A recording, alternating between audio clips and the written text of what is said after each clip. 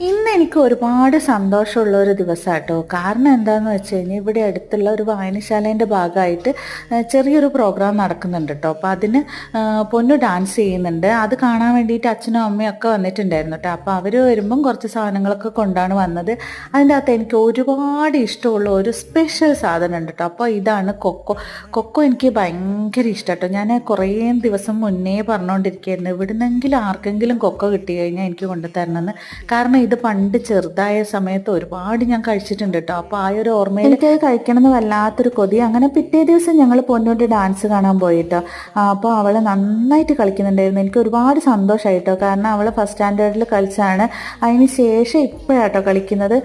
പിന്നെ അമ്മമാരുടെ തിരുവാതിരയൊക്കെ ഉണ്ടായിരുന്നു. പിന്നെ ഞങ്ങൾ വിചാരിച്ചതിനേക്കാൾ അടിപൊളിയായിരുന്നു കേട്ടോ പരിപാടികൾ മുഴുവനും. അപ്പോൾ അതൊക്കെ കഴിഞ്ഞതിന് ശേഷം പിറ്റേ ദിവസം അച്ഛനും അമ്മയും തിരിച്ച് വീട്ടിലേക്ക് പോയി. അപ്പോൾ ഇത്രയേ ഉള്ളൂ. ടാറ്റാ.